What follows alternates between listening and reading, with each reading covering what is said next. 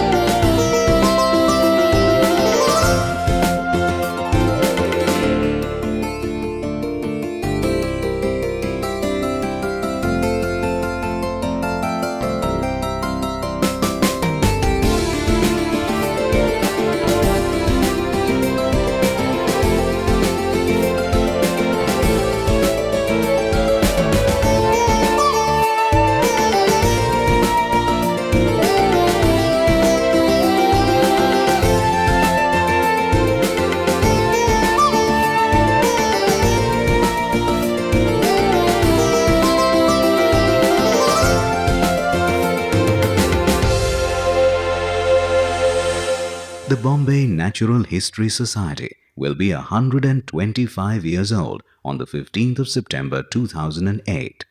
A society that started in 1883 with just 8 nature lovers who met to share and preserve their field notes and specimens is today one of the leading NGOs in India.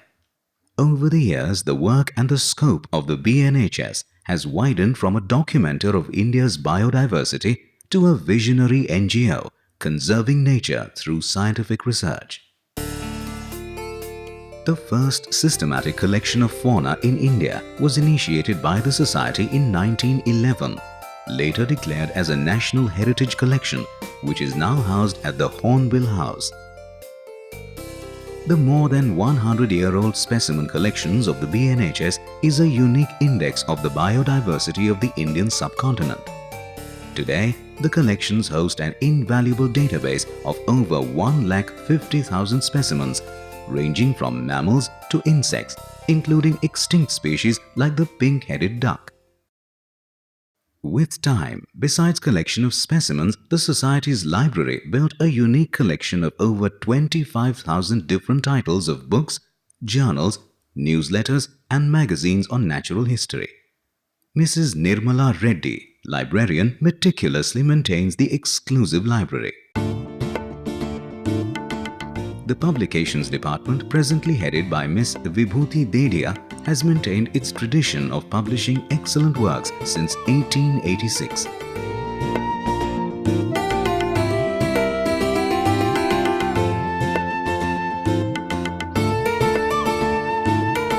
The first publication of the BNHS was the Journal of the Bombay Natural History Society. It was soon followed by a number of books on natural history, both in the scientific and popular genre, and a popular magazine, Hornbill, for members. The Society's publications form an integral part of the documentation of Indian natural history and conservation. The real identity of the Society is its research, which has helped it to influence positively on-ground conservation and the policies in India. A dedicated team of dynamic scientists carry out research in almost every ecosystem in India. There are over 1,000 islands in India, and Lakshadweep is unique in terms of its coral reefs, its environment and society. Project Giant Clam is headed by Mr. Deepak Apte, Assistant Director and Whitley Conservation Award winner for 2008. The project addresses the core issues of giant clam conservation along with coral reef conservation and livelihood security in the Lakshadweep archipelago. The conservation education initiatives of the BNHS have resulted into the possible formation of India's first ever community-managed marine protected area in Agatti Island of Lakshadweep. A taxonomical study of mollusk and fauna along the approximately 7,500 km coastline of India is still in its initial stages. The Society has been given the task of documenting molluscan fauna of Gujarat state by the Ministry of Environment and Forests. Mr. Dishant Parasharya is documenting molluscan fauna under the guidance of Mr. Deepak Apte.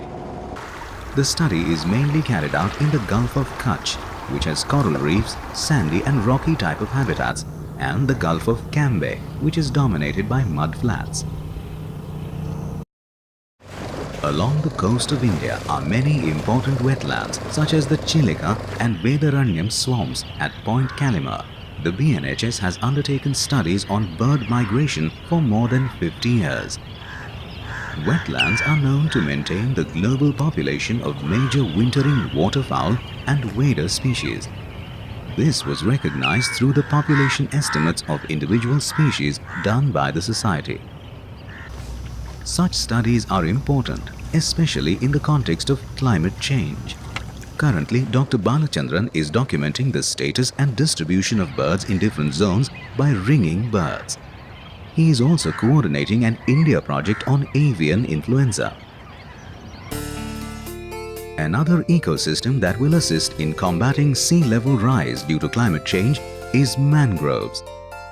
Project Mangrove, therefore, aims to address the issue of mangrove conservation by effective establishment of mangroves as coast stabilizers through mangrove habitat restoration and mangrove conservation education.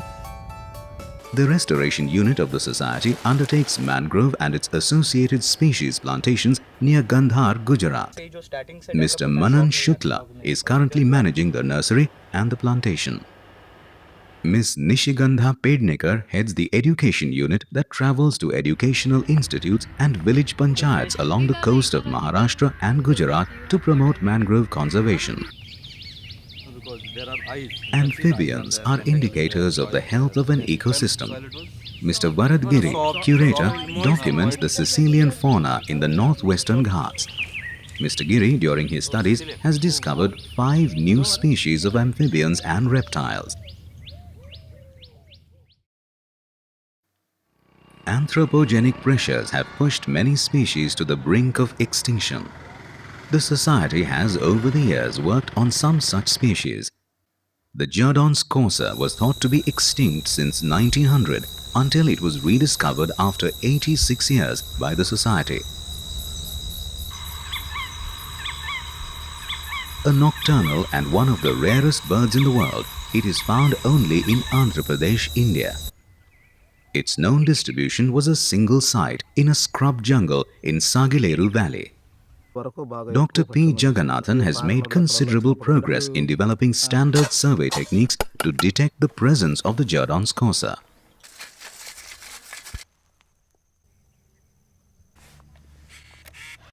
One of the major achievements of this project was the realignment of the Telugu Ganga Canal in 2005. The canal was proposed to be constructed in the precious scrub jungle habitat of the Jerdon's corsa around the Sri Lankamaleshwara Wildlife Sanctuary. The forest owlet, another bird considered to be extinct, was rediscovered after 113 years in November 1997 in Toranmal Reserve Forest of Shahada, Maharashtra. This diurnal owlet is selective in its habitats and prefers areas near streams with teak-dominated open forests interspersed with patches of grasses and herbs. Anthropogenic interference like egg removal from the nest, hunting of juvenile birds, and destruction of nesting trees worsens the already critical condition of this species. A detailed study of the ecology of the species was carried out by Dr. Girish Jathar. The research recommendations were used for the Community Conservation Program, which resulted in protection of 4 nesting sites by the tribals.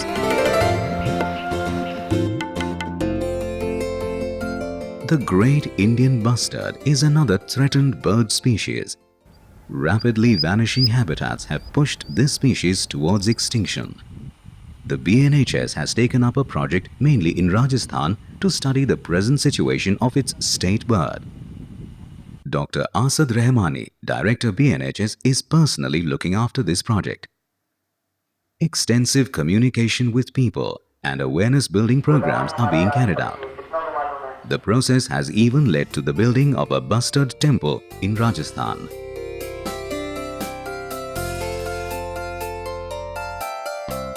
No other species in our lifetime has seen such a cursed fate.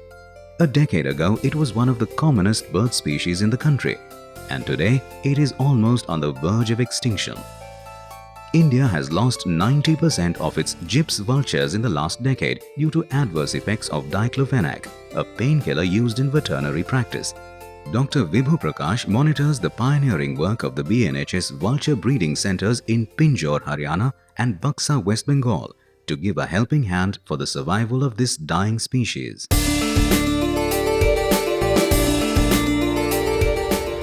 In order to prioritize the key bird areas or IBA program was initiated in India.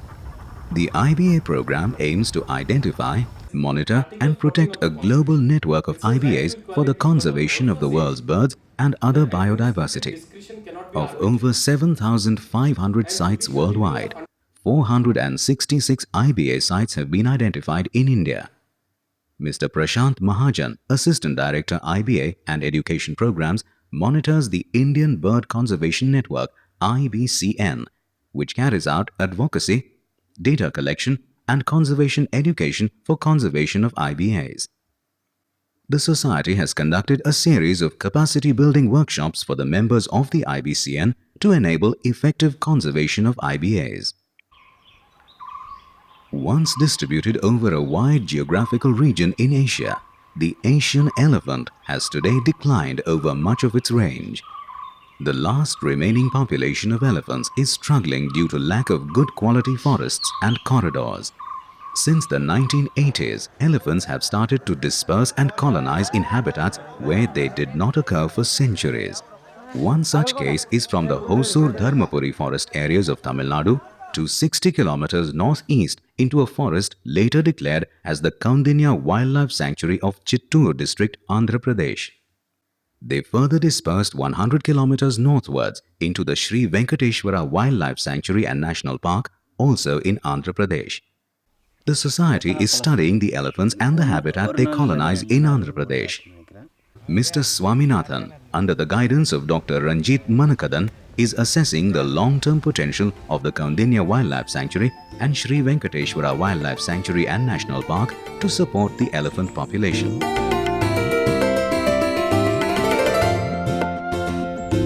Despite India's significant achievements with tiger conservation, the challenges to protect the remaining forests of the top predator are enormous. Most of India's tiger reserves face tremendous human pressures for agriculture and livelihood. Tiger populations are increasingly fragmented and exposed to conflict. The Satpura range in central India is the largest area with a continuous tiger habitat. Several other protected areas linked by corridors of remaining forests effectively keep the tiger populations as part of a single larger unit. The BNHS, through its Tiger Cell Education Officer Mr. Sanjay Karkare, works closely with the local forest department to bring about a change in attitude of villagers surrounding these protected areas. The project aims to shape young minds towards conservation of nature and tigers. The unit travels from school to school in the villages and conducts various programs. It also trains youth to build their individual capacities and encourages them to participate in conservation. The Sanjay Gandhi National Park is situated within the municipal limits of Mumbai, the commercial capital of India. Increasing encroachment on forest land and the ever-reducing prey base has fueled the leopard activities for food in human settlements. Mr. Krishna Tiwari, Project Officer City Forests, is running an awareness program to reduce the human-wildlife conflict to save people and the leopard from an untimely death. Awareness campaigns were conducted in over 50 padas for more than 7,000 people. Business is all about survival. In order to survive, businesses need to generate profits. But today, many businesses have recognized that long-term sustainable development requires good environmental and social performance. In order to provide impetus to sustainable development and to encourage the environmental protection initiatives, the BNHS instituted the Green Governance Program. I am truly delighted to have the pleasure of presenting the Green Governance Award instituted by the Bombay Natural History Society.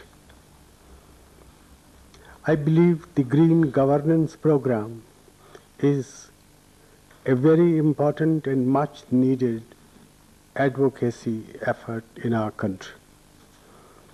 And I'm very happy to learn that many corporate entities, financial institutions, and government agencies are associated with this noble effort.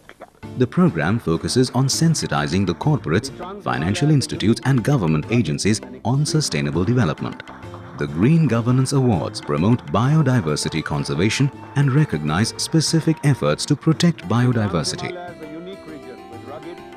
The Indian Army today is one of the largest landholders in the country, with establishments located in critical ecosystems. The society, through its Armed Forces Cell, is working with the armed forces to build their capacities for conservation of important ecosystems. The society, through its Conservation Department, has taken up some of India's most crucial conservation issues, such as Setu Samudram Ship Canal and uranium mining in Andhra Pradesh.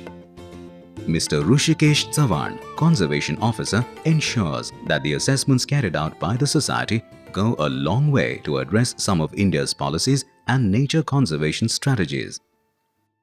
Nature education has always been a priority of the society. Dr. Salim Ali initiated nature education in 1927, but the activities flourished only after independence.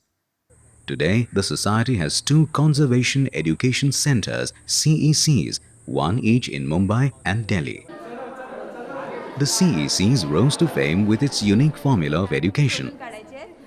The wild outdoors around the CECs mesmerize all who walk its paths and breathe its fresh air.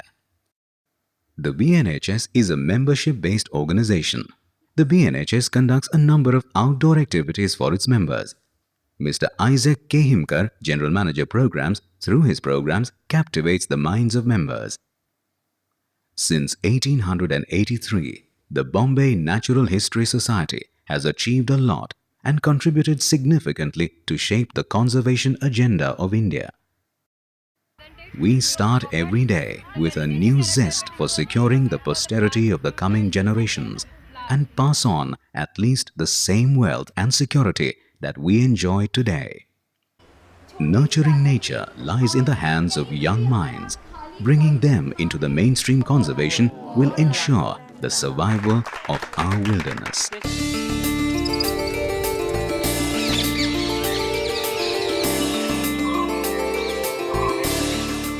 We believe we cannot rest until we have secured the future of our forests, our rivers, our oceans, and our mountains.